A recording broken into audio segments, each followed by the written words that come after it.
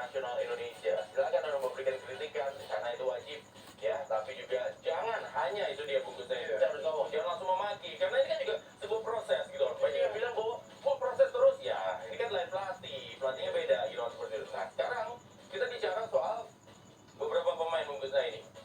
Banyak orang yang bilang bahwa kenapa kemarin di pertandingan kedua dimainkan Kadek ya, sebenarnya di pertandingan pertama sempat gugup tapi akhirnya bisa mungkin adalah bisa improve dan akhirnya bisa mencetak gol. Dan di pertandingan kedua digantikan oleh Rahmat Irianto dan ternyata juga sempat gugup juga gitu loh Rahmat Irianto. Nah, ini pendapat Anda tentang hal ini? Yang pertama seperti yang saya bilang tadi, ini jadwalnya padat jadi harus rotasi, nggak bisa pemainnya itu. Nah, itu jawaban seperti itu. Jawaban yang pertama. Jawaban yang kedua, tipe Vietnam itu fighting spiritnya, ototnya lebih daripada Thailand. Karena itu dibutuhkan pemain lapangan tengah yang lebih punya kemampuan fight. Ya, dan ada orang stopper juga. Nah, iya, makanya Rahmat dibeli di situ. Ini pertimbangannya semua masuk akal. Cuma skenario-nya menjadi buyar ketika di babak kedua dan kita tidak bisa bangkit mentalnya. Nah, itu dia ya. Jadi memang permasalahan ini menjadi sebuah hal yang tidak bisa dikesampingkan, tidak jadi masalah mental. Jadi sekarang setelah berjalan dengan baik, berarti sekarang sudah mulai nih perbaikan masalah mental. Bagaimana para pemain Indonesia, mungkin bahasa gini, ketika ketinggalan nggak jadi long ball lagi mainnya, tapi tetap bisa main dengan permainan seperti awalnya. Fisik itu bisa dibentuk kapan saja, Rendra. Waktunya longgar. Tapi kalau mental itu tuh jadi pertandingan, itu persoalannya. Jadi harus banyak bertanding. Sementara kita kan kurang sekali bertanding, apalagi bertanding yang level internasional. Latihan terus berminggu-minggu digembelin fisik bisa naik fisiknya. Tapi mental bertanding adanya di pertandingan, nggak bisa ditawar itu. Nah, itu dia betul ya. Jadi harus banyak bertanding juga ya. Iya, betul. Nah, sekarang kita lihat juga pemirsa bagaimana head to head antara tim Indonesia dan juga Uni Emirat Arab. Ya, yang pertama adalah pemainnya di sini bungkusnya ini antara Ali Mahfud dan juga Evan Dimas. Ya, ini striker yang perlu diwaspadai betul ya. Ini rasio golnya ini hampir 0,7. Artinya kalau 10 kali main itu juga bikin gol. Berarti untuk kategori Asia sih lumayan Nomor 2 sesudah striker dari India itu. Nah, itu dia.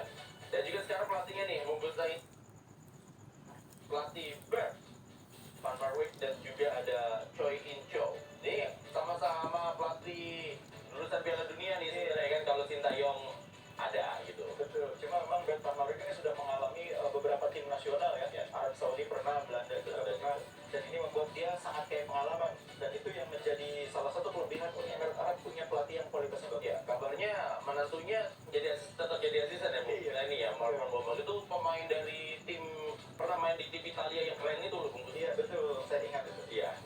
Emang timnya apa? Bungkus ya. Nah, Bungkus, kita masih punya waktu untuk berbicara. Tadi kan sudah berbicara juga soal bagaimana rotasi permainan yang ditujukan.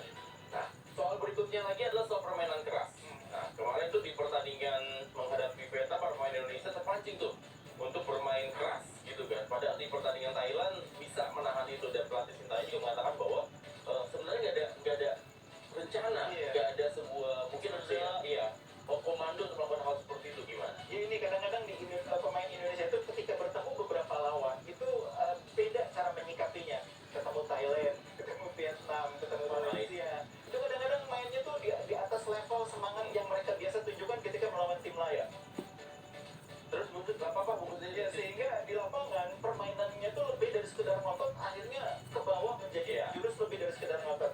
Apalagi sebagian besar pemain yang turun memang pemain-pemain muda yang minim pengalaman, dan itu membuat mereka agak terpancing. Menurut saya ini masih wajar kalau menurut saya, karena memang mereka ini masih minim pengalaman. Jadi ngeliatnya gini ya, ini sambil melihat pemirsa para pemain yang datang di Zabil Stadium ya. Jadi gini Bungkus ini, itu sebenarnya adalah permainan seperti itu kan keluar ya itu dia karena semangat patriotisme yang menggebu-gebu kan, akhirnya terlalu tinggi ya, akhirnya jadinya begitu gitu. Tapi itu sebenarnya harusnya positif ya Bang. Iya, biasanya gini kalau dalam istilah sepak bola gini, ketika Anda mulai kalah dari sisi teknik, dari sisi skill, biasanya kompensasinya ototnya masih bisa diimbangi, kompensasinya ujungnya kasar.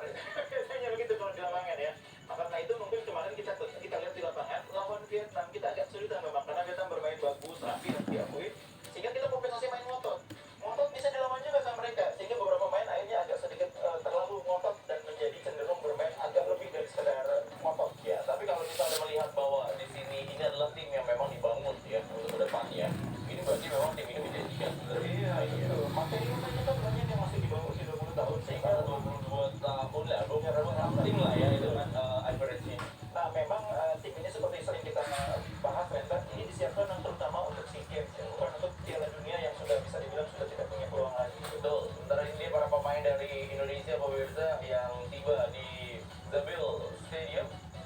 Ya ini Rizky Ridho ya tampaknya ya. Tadi ada Akil juga ya. Betul. Sementara kita lihat pemirsa para pemain yang ada beberapa pemain yang tampaknya memang belum mendapatkan kesempatan bermain nih bungkus saya ini. Rifat ya belum main ya di ini di 3 pertandingan terakhir. Firza Andika juga ya.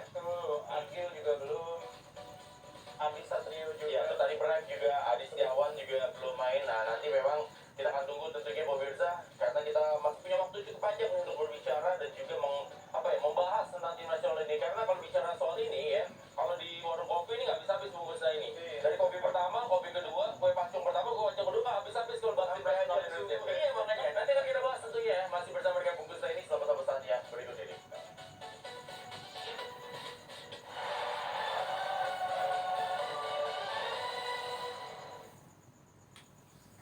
Aku dituntut selalu ekstra cepat, ekstra siaga. Saat sakit kepala mencekram, aku selalu siap Bodrek Extra. Segera meredam sakit kepala mencekram. Bodrek Extra andalanku. Lapar. Diterusin aja dong, enaknya. Emang Shanti. Rumesnya, Rumusnya bikin jealous kan? Kali duanya enak, hemat, dapat dua lagi. Mau sukses, ya makan mie sukses dari Wingfood.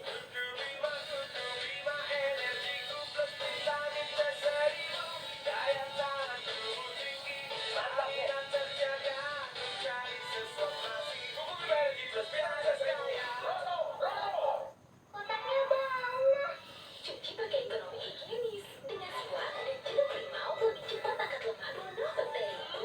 Fresh. Alhamdulillah, ekonomi power liquid higienis dengan siwak dan jeruk limau mencuci piring higienis. Rinsker, cuci mobil, bikin sekalian. Angkat barang, bikin pengendara. Ini mesin, panasnya pas, cepat meresap dan tidak lengket. Ini untuk dan penggalian, yang pasti-pasti aja. Ini udah mesin.